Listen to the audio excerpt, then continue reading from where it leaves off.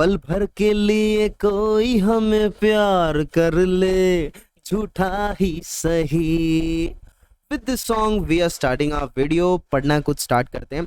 हम लोग इस वीडियो के अंदर है ना काफ़ी ज़रूरी चीज़ें पढ़ेंगे जो आपको वाइवाज में पूछने के काफ़ी ज़्यादा चांसेस रहते हैं ना। तो इसमें क्या क्या पढ़ेंगे हम लोग? क्रिस्टलॉइड कोलॉइड के बारे में, मतलब major biomolecules of the body and differences between crystalloid and colloid. Colloid को फिर थोड़ा डिटेल में देखेंगे, properties of the colloid, Brownian movement, Tyndall effect वगैरह, है ना। और फिर हम सस्पेंशन, इमल्शन इनके बारे में जानेंगे, इमल्सिफिकेशन के बारे में जानेंगे। फिर एट लास्ट हम इसमें comparison of true solution, colloidal solution और सस्पेंशन, ये हमारा इसका एंडिंग वाला टॉपिक रहेगा, ठीक है। और फिर एड्सॉर्प्शन के बारे में मैं थोड़ा सा ज्ञान पेल दूंगा, एड्सॉर्प्शन के बारे में, ठीक है। सो अभी शुरू करते हैं हमारा वीडियो। सबसे पहले ये जो कुछ बेसिक पॉइंट्स हैं हमारे सामने जो लिखे हुए हैं, chemical composition of the body की बात करें तो अप्रोक्सीमेटली अगर एक 70 किलो का मैं अडल्ट ले रहा हूँ, कितने किलो का? 70 किलो का एक अडल्ट ले रहा हूँ, तो उसके अंदर आज ब्लू है पानी, पानी 60% होगा और प्रोटीन कितने होंगे? 15%। देखो वाटर का तो पता होना चाहिए ना, 60% तो वाटर ही होता है बॉडी में। फिर प्रोटीन 15%, लिपिड भी 15% है और कार्बोहाइड्रेट सिर्फ 2%, और मिनरल्स 8%। कार्बोहाइड्रेट सिर्फ 2% है, मिनरल्स 8% है। बताओ तो अब इस 15% लिपिड में से भी जो 85 to 90% of the body lipid है, that is triacylglycerol, ठीक है। इसमें से भी 85 to 90% बॉडी लिपिड क्या है? ट्राई एसाइल ग्लिसरॉल की फॉर्म में प्रेजेंट होता है, ठीक है। Next, elementary composition of the body, ये भी हम लोग अप्रोक्सीमेशन की तरह बात करेंगे, अप्रोक्सीमेट लेंगे, सब कुछ फिक्स कोई रेशियो होता नहीं है बॉडी में।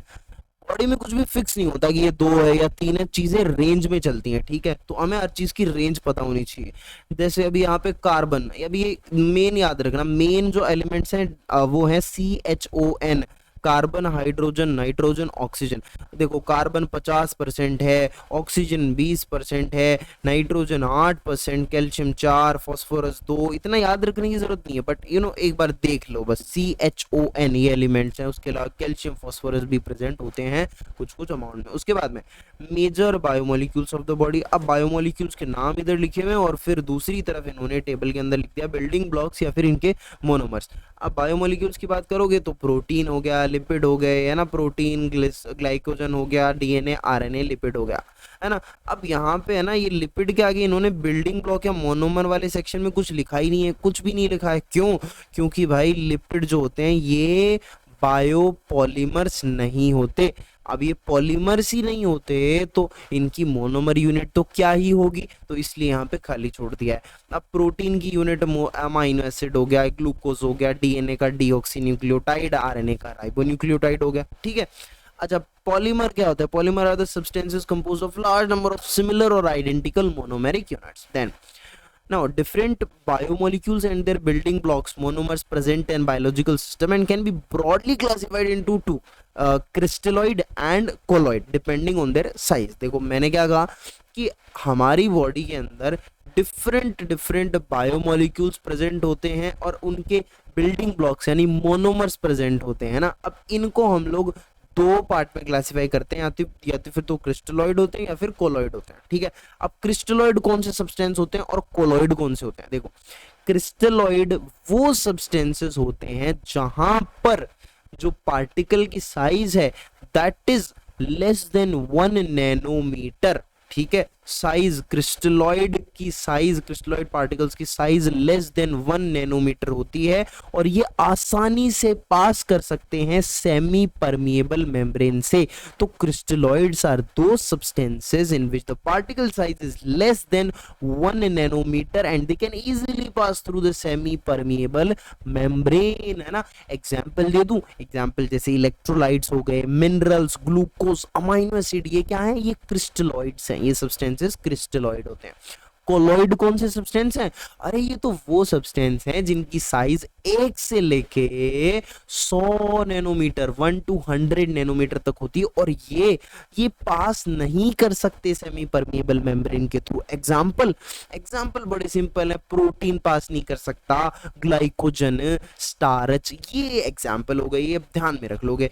और एक बहुत जरूरी बात, कितनी जरूरी बात, बहुत ज्यादा जरूरी बात, कि हमारी बॉडी के अंदर 90% ऑफ द जो ऑर्गेनिक मैटर प्रेजेंट होता है of living tissue, that is colloid, है ना। वो कैसा होता है, कोलॉइड नेचर का होता है, जिसमें पार्टिकल साइज 1 to 100 नैनोमीटर होती है, रट जाना चाहिए। अच्छा, व्हाट आर माइक्रोन्स, माइक्रोन क्या होते हैं, microns are solutes having size more than 100। अच्छा, 100 से भी ज्यादा साइज होती है। अच्छा, कोलॉइड में तो पार्टिकल साइज 1 to 100 नैनोमीटर होती है। माइक्रोन्स तो वो सॉल्यूट होते हैं जिनके अंदर साइज जो है वो ग्रेटर देन 100 नैनोमीटर होती है। They can form unstable emulsion और सस्पेंशन विद वाटर। ये क्या क्या बना सकते हैं, माइक्रोन इमल्शन बना सकते हैं और सस्पेंशन बना सकते हैं पानी के साथ, ठीक है। Then important plasma crystalloids. अब क्रिस्टलॉइड के मैंने बताए थे ऊपर, ग्लूकोज था, अमाइनो एसिड था, यही मैंने बताया था ना, minerals, electrolyte, glucose, amino acid. तो इंपॉर्टेंट प्लाज्मा जो क्रिस्टलॉइड है, प्लाज्मा में क्रिस्टलॉइड जो प्रेजेंट होते हैं, that are glucose, amino acid, urea, electrolyte and minerals, ठीक है। अब इंपॉर्टेंट प्लाज्मा कोलॉइड्स की बात करें तो वो कौन से होंगे, प्लाज्मा प्रोटीन्स होंगे। और कॉमन डाइटरी कोलॉइड्स आपसे कोई पूछ ले, which of the following are common dietary colloids, तो these are protein, starch and cellulose. क्या होंगे, बोल दो जरा एक बार फिर से, सुना नहीं मुझे, बोलो बोलो बोलो बोलो, प्रोटीन, स्टार्च और सेल्यूलोज, ठीक है भाई, सही बात है। अब differences between crystalloid and colloid written exam में आ सकता है ना, कि दोनों में डिफरेंस बता दो। देखो, क्रिस्टलॉइड में size is less than 1 nanometre and इनमें हम पार्टिकल को देख नहीं सकते, इन सब्सटेंसेस में पार्टिकल को नहीं देख सकते हम अल्ट्रा माइक्रोस्कोप से। और कोलॉइड में साइज 1 to 100 होती है, तो इनको हम आसानी से अल्ट्रा माइक्रोस्कोप से हम लोग इनको देख सकते हैं। उसके बाद में they can pass through semi permeable membrane and colloid का हमें पता है ना कि वो साइज में भाई बड़े हैं, तो ये पास नहीं कर सकते सेमी परमिएबल मेम्ब्रेन से। देन क्रिस्टलाइन एंड डायलाइजेबल, ठीक है, ये क्रिस्टलाइन नेचर के होते हैं, क्रिस्टलॉइड सब्सटेंसेस क्रिस्टलाइन नेचर के होते हैं और डायलाइजेबल होते हैं। मतलब डायलिसिस, मैंने एक डायलिसिस का वीडियो बनाया, वहां पे देखना कि डायलिसिस में यही करते हैं हम बेसिकली, जो मेम्ब्रेन यूज करते हैं, सेमी परमिएबल मेम्ब्रेन, उससे क्या होता है, जो कोलॉइड पार्टिकल होते हैं वो तो वो तो पास नहीं कर पाते उसके थ्रू, और क्रिस्टलाइन या क्रिस्टलॉइड जो पार्टिकल सब्सटेंसेस होते हैं वो पास कर जाते हैं उससे पार्टिकल्स, ठीक है। सो ये उस वीडियो में आप देखना, अमॉर्फस एंड नॉन डायनाइजेबल, ठीक है।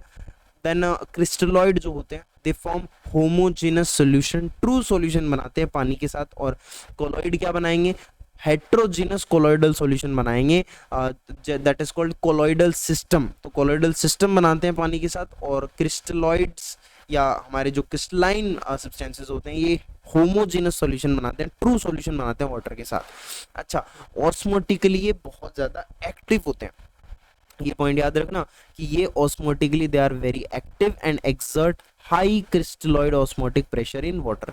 तो याद रहेगा, crystalloid are osmotically very active and exert high crystalloid osmotic pressure in water. और कोलॉइड की बात करेंगे तो colloid are less active and exert less pressure, ठीक है।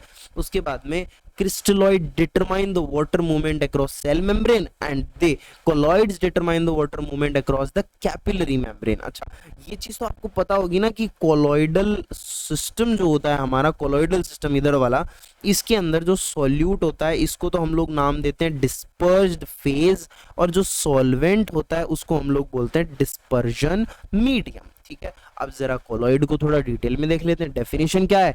अरे, सब्सटेंसेस हैविंग मॉलिक्यूलर साइज या फिर atomic size 1 to 100 nanometre which can not pass through the semi permeable membrane. Then what are the types of colloid, number 1 hydrophilic colloid, number 2 hydrophobic colloid. तो hydrophilic या lyophilic colloid जो होते हैं, practically all colloid of the living system are hydrophilic, so you have to remember this thing कि mostly जो हमारे colloids होते हैं, practically जो हमारे living system में colloids होते हैं वो सारे के सारे हाइड्रोफिलिक नेचर के होते हैं। अच्छा, हाइड्रोफिलिक का मतलब क्या हुआ कि उनकी पानी के साथ या फिर सॉल्वेंट के साथ अच्छी बॉन्डिंग है ना, solvent loving and having great affinity with water, ठीक है, and they can easily be solvated or hydrated where a shell of water molecule is formed around them. Example जैसे प्रोटीन, पॉलीसेक्राइड, बाइल सॉल्ट, ये सारे के सारे hydrophilic colloids हैं या lyophilic colloids हैं जिनको पानी से या सॉल्वेंट से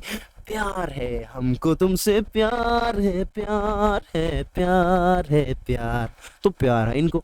उसके बाद में हाइड्रोफोबिक, अरे डर लगता है जी पानी से, और सॉल्वेंट से डर लगता है इनको। दीज आर सॉल्वेंट हेटिंग और have no affinity to water, ठीक है, and these are kept in solution by hydrophilic colloid absorbed around them. इनको सॉल्यूशन में इस तरीके से रखा जाता है, इनके hydrophilic colloids absorbed around them, ठीक है। Next example colloidal gold and unconjugated bilirubin. So these are the example, but more important is hydrophilic or lyophilic colloid. Then properties of colloid की बात करें, सबसे जरूरी, ये बहुत इंपॉर्टेंट क्वेश्चन है, properties of colloid, Brownian movement and Tyndall effect and electrical phenomena भी ये शो करते हैं। सबसे पहले ब्राउनियन मूवमेंट की बात करें तो जब भी आपको कोई बोले कि ब्राउनियन मूवमेंट को डिफाइन करो या इसकी डेफिनेशन बताओ तो आपको ये 3 वर्ड तो याद होने चाहिए, ठीक है, अपनी लैंग्वेज कुछ भी बना सकते हो बट ये 3 वर्ड याद होने चाहिए कि it is continuous, it is continuous, it is rapid and haphazard movement of colloidal particle in solution due to uninterrupted buffeting on colloidal particle given by solvent molecule. It is sort of perpetual game of molecular billiards. It is seen under ultra microscope. देखो पहला point, ये 3 word याद रखने, continuous, rapid and haphazard movement, random movement of, जैसे for example आपके पास जब इन ultra microscope के अंदर, seen under the ultra microscope, तो इसमें जब ऑब्जर्व करोगे तो आपको क्या दिखाई देगा, जो पार्टिकल्स हैं कोलॉइड के, है ना, कोलॉइडल पार्टिकल्स हैं, वो क्या करते हैं, ऐसे ऐसे ऐसे ऐसे ऐसे ऐसे से किसी भी डायरेक्शन में रैंडमली, कंटिन्यूस, रैपिडली और हैफजेड रैंडम मूवमेंट शो करते हैं। इसी को हम लोग क्या कहते हैं, ब्राउनियन मूवमेंट कहते हैं, जो कि अल्ट्रा माइक्रोस्कोप के अंडर ऑब्जर्व किया जाता है या देखा जाता है। देन नेक्स्ट टिंडल फिनोमेना, ये ऑप्टिकल फिनोमेना होता है, लाइट से रिलेटेड है, कि जब भी हम लोग क्या करेंगे, टिंडल पता है ना आपको, ये कोलॉइडल सॉल्यूशन है, मान लो यहाँ पे, है ना, तो अगर मान लो टॉर्च जलाई ऐसे परपेंडिकुलर डायरेक्शन में, मान लो हम लोग ऐसे ना इससे लाइट पास कराते हैं, तो ऐसे लाइट यहाँ से जाएगी तो हमें क्या होगा, सॉल्यूशन में लाइट का जो पाथ होगा वो विजिबल होगा, ठीक है, tract of the light become visible as white line due to dispersion of light rays by colloidal particle। तो इससे हमें पता चलता है कि colloidal particles जो होते हैं वो light rays का dispersion करते हैं। इसकी वजह से जब भी इससे right angle से light पास करी जाएगी, जब इसको right angle पे observe करोगे, जब light पास करी जाएगी और इसको right angle पे observe करोगे तो आपको right का path जो है वो visible होगा, ठीक है। ट्रू सॉल्यूशन में ऐसा नहीं होता, ये सिर्फ कोलॉइडल सॉल्यूशन में होता है, इसकी प्रॉपर्टी है। ट्रू सॉल्यूशन में this phenomena is not true for true solution. So true solution is optically clear होता है ट्रू सॉल्यूशन, ठीक है। अब चार्ज की बात करें तो इलेक्ट्रिकल फिनोमेना भी ये शो करते हैं। कोलॉइडल जो सॉल्यूशन है हमारे पास, कोलॉइडल सिस्टम है, कोलॉइड्स जो हमारे पास हैं ये कैरी करते हैं पॉजिटिव और नेगेटिव चार्ज, ठीक है, and they also have a definite isoelectric pH, है ना, ये they also have a definite isoelectric pH. Isoelectric pH वो पीएच होती है जिस पर ये जुपिटर आयन की तरह बिहेव करते हैं, यानी बाइपोलर आयन की तरह बिहेव करते हैं, both plus and negative in same structure, ठीक है, and because of that they become least soluble and may precipitate out, और ये इलेक्ट्रोफोरेसिस भी शो करते हैं। देन सरफेस फिनोमेना की बात करें तो surface phenomena, colloid have large surface area पर यूनिट मास, ठीक है, कोलॉइड का सरफेस एरिया ज्यादा होता है पर यूनिट मास, ठीक है, और ये show phenomena which is called adsorption, ठीक है, तो ये एड्सॉर्प्शन काफी ज्यादा शो करते हैं क्योंकि इनका लार्ज सरफेस एरिया होता है per unit mass. Then importance of colloid and colloidal osmotic pressure. Importance of colloid, देखो जो कोलॉइड्स होते हैं इनकी वजह से होता है कोलॉइडल ऑस्मोटिक प्रेशर, ठीक है।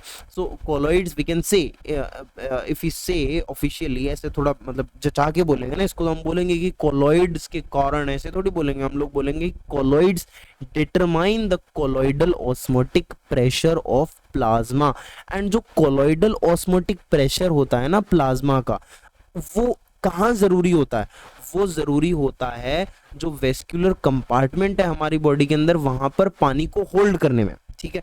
जैसे फॉर एग्जांपल अगर ये जो हमारे पास कोलोइडल ऑस्मोटिक प्रेशर है ये बढ़ जाएगा या कम हो जाएगा ना, तब पानी को होल्ड करना मुश्किल हो जाएगा। देखो मैं बताता हूँ, अभी इससे एग्जांपल से समझ आएगा। जैसे यहाँ पे मैंने इससे ऑरेंज कलर से अंडरलाइन किया हुआ, इस पॉइंट को देखना कि अगर प्लाज्मा कोलोइड या फिर कोलोइडल ऑस्मोटिक प्रेशर जो है वो डिक्रीज करेगा, समझ रहे हो, प्लाज्मा में कोलोइड कम हो जाए और साथ साथ में यही मतलब सेम ही बात है कि कोलोइडल ऑस्मोटिक प्रेशर कम हो जाए, तो क्या होगा, जब प्रेशर कम हो जाएगा water will come out of the blood vessel to make oedema.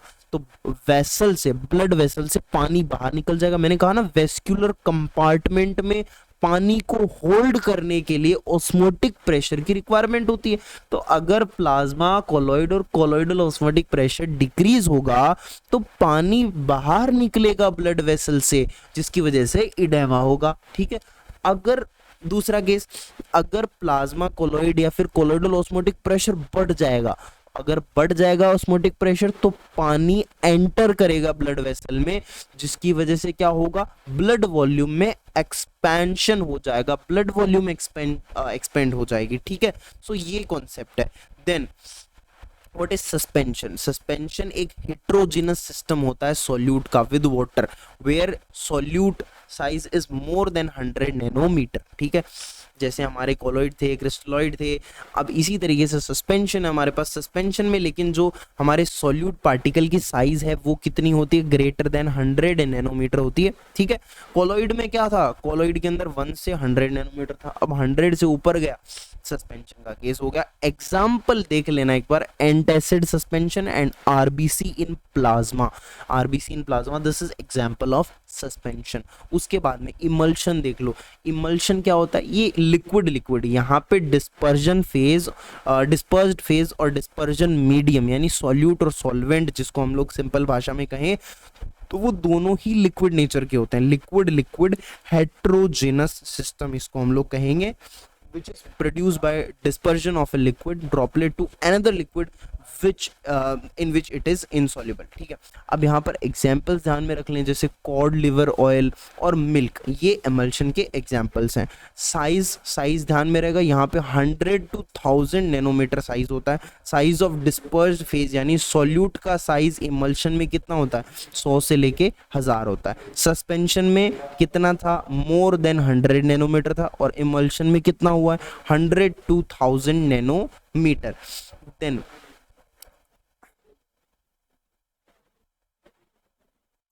तो भी एग्जाम्पल्स आप ध्यान रख लेंगे, कॉड लिवर ऑयल और मिल्क। देन इमल्सिफायर क्या होता है, इमल्सिफाइंग एजेंट भी जिसको हम कहते हैं, तो ये वो सब्सटेंसेस होते हैं दैट स्टेबिलाइज एन इमल्शन। तो these are responsible for stabilisation of emulsion, right. So these are the substances which stabilise an emulsion, remember this point, ठीक है। अब एक्चुअली में एग्जाम्पल बताऊं तो जैसे बाइल सॉल्ट्स होते हैं, ये they act as an emulsifier to stabilise emulsion of fat in water. आपको पता है जब डाइजेशन हो रहा होता है तो वहाँ पर जो बाइल सॉल्ट होते हैं ये इमल्सिफायर की तरह काम करते हैं, ठीक है। ये स्टेबलाइज करते हैं emulsion of fat in water, मतलब फैट का जो वाटर में इमल्शन है उसको स्टेबलाइज करते हैं ये इमल्सिफायर, कौन, बाइल सॉल्ट, ठीक है।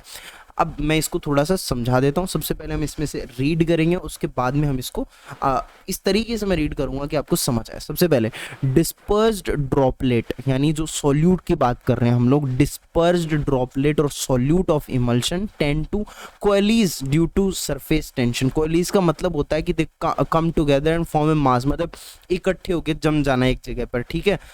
Interfacial tension, but emulsifier being concentrated at the interface between the solute and the solvent reduces the surface tension, prevent the tendency of the droplet to coalesce। अब क्या होता है, नॉर्मली solute की surface tension के कारण basically ये tendency होती है कि वो इकट्ठे हो जाएं और coalesce का मतलब यही होता है एक साथ come together to form a मास और अ होल, ठीक है, इकट्ठे हो जाएं, जम जाएं, ठीक है। लेकिन इमल्सिफायर क्या करता है, इमल्सिफायर अगर आप डला हुआ होता है वहाँ पर मीडियम के अंदर, देन वो क्या करता है, वो सॉल्यूट और सॉल्वेंट के बीच में सरफेस टेंशन को रिड्यूस करता है ना, और वो इस चीज को प्रिवेंट करता है ना, कि टेंडेंसी टू कोएलिज, इस चीज को प्रिवेंट करता है, वो जमने नहीं देता, समझ रहे हो, अलग अलग रखता है, ठीक है। Okay, then next thing, comparison of true colloidal and suspension, ये इनका comparison, it is very important. See, true solution, colloidal solution and suspension, very quickly we are going to do it. यहाँ पर ट्रू सॉल्यूशन में solute की size less than 1 nanometre होती है, ठीक है, इनको हम लोग एमिक्रॉन्स और क्रिस्टलॉइड भी कहते हैं ट्रू सॉल्यूशन में, ठीक है। क्रिस्टलॉइड ट्रू सॉल्यूशन ही तो बनाते हैं, तो क्रिस्टलॉइड्स या फिर एमिक्रॉन्स। कोलॉइडल में 1 से 100 तक होती है, इनको सब माइक्रोन्स और कोलॉइड कहते हैं। सस्पेंशन में ग्रेटर देन 100 नैनोमीटर होता है, इनको हम लोग माइक्रोन्स कहते हैं यहाँ पर सॉल्यूट को। Then homogeneous, true solution homogeneous nature का, और बाकी कोलॉइड ले लो या फिर सस्पेंशन ले लो, दोनों हेट्रोजेनस नेचर के होते हैं। ट्रू सॉल्यूशन जो होता है यहाँ पर सॉल्यूट एग्जिस्ट एज मॉलिक्यूल और आयन, ठीक है। ट्रू सॉल्यूशन में जो हमारा सॉल्यूट होता है वो मॉलिक्यूल या आयन की फॉर्म में एग्जिस्ट करता है, लेकिन जैसे कोलॉइडल की बात करोगे तो यहाँ पर एग्रीगेट की फॉर्म में प्रेजेंट है, 100 से लेके 1000 मॉलिक्यूल्स का एग्रीगेशन। सस्पेंशन में बात करोगे तो यहाँ पर मिलियंस ऑफ मॉलिक्यूल्स का एग्रीगेशन होता है। लेकिन अब ट्रू सॉल्यूशन में देखो, next point, solute never sediments out on standing. अगर आप इसको ऐसा छोड़ दोगे स्टैंडिंग पोजीशन में तो ऐसा नहीं होगा कि सॉल्यूट कुछ देर में सेडिमेंटेशन हो जाएगा, ठीक है। ये चीज़ ट्रू सॉल्यूशन में नहीं होती, क्योंकि सॉल्यूट अच्छे से घुल जाता है पूरा सॉल्वेंट में। लेकिन कोलॉइडल में ऐसा हो जाता है, कोलॉइड के अंदर सेडिमेंटेशन हो जाता है, ऐसा ही सस्पेंशन में होता है। नेक्स्ट चीज़, एक्सर्ट हाई ऑस्मोटिक प्रेशर, ठीक है। Osmotic pressure, high osmotic pressure होता है ट्रू सॉल्यूशन में। Colloidal solution exert very low negligible osmotic pressure, और सस्पेंशन में तो ऑस्मोटिक प्रेशर का नामो निशान भी नहीं है, exert no osmotic pressure. Example याद ही होगा सस्पेंशन का, RBC in plasma and anti acid syrup. Then albumin solution example of colloidal solution, and normal saline 0.9% NaCl, that is the example of true solution. Then dialysis वाला topic हम cover कर चुके हैं already, next video आपको playlist में मिल जाएगा। So next चीज़, एक और एड्जॉर्प्शन, आपको पता होगा इसमें एड्जॉर्प्शन का भी टॉपिक आता है छोटा सा। एड्जॉर्प्शन क्या फिनोमेना होता है कि सरफेस पे, किसी सॉलिड की सरफेस पे मतलब पार्टिकल्स का यहाँ पे एडहेर होना या फिर कंसंट्रेट होना, समझ रहे हो, कि it is the phenomena of adherence, right, it is the phenomena of adherence and concentration of molecules of gas और लिक्विड। मतलब ये जो एडहेर होने वाले ये जो यहाँ पर पार्टिकल्स हैं, है ना, मॉलिक्यूल्स हैं, ये लिक्विड या फिर गैस के हो सकते हैं, और ये जो जहाँ पर एडहेरेंस हो रहा है सरफेस पे, ये किसी सॉलिड की सरफेस होगी, इसी को हम लोग एडजॉर्प्शन कहते हैं। एब्जॉर्प्शन मतलब अंदर समा जाना। फॉर एग्जांपल, अभी आप, है ना, पानी पोछा हुआ आपके पास, उसको पानी में डबो, क्या कैसी भाषा प्रयोग कर रहा हूँ, मैं कह रहा हूँ अगर पानी में डुबाओगे तो वहाँ पे आपको जो पोछा होगा वो थोड़ा मतलब पूरा एकदम गीला हो जाएगा ना, पानी अंदर तक चला जाएगा, वो एब्जॉर्प्शन है, उसने एब्जॉर्ब कर लिया पानी को। एड्जॉर्प्शन का मतलब सिर्फ सरफेस पर होता है, सिर्फ it adsorption is a surface phenomena, ठीक है। देन यहाँ पर एक एड्जॉर्बेट और एड्जॉर्बेंट नाम की टर्म आती है। देखो एड्जॉर्बेट क्या होता है, the substance that deposit at the solid is called adsorbate, ठीक है। जो डिपॉजिट होता है उसको एड्जॉर्बेट कहते हैं हम लोग, और जहाँ पर डिपॉजिट हो रहा है that is called solid on which solid on the surface of which the deposition occur, that is called adsorbent, ठीक है।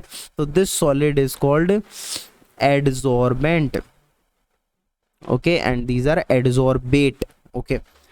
So this is the topic of basically adsorption. Now अब इसी के साथ हम आपसे विदा लेते हैं, मिलते हैं नेक्स्ट वीडियो में with a new topic. Till then do like, share, comment and subscribe to our YouTube channel.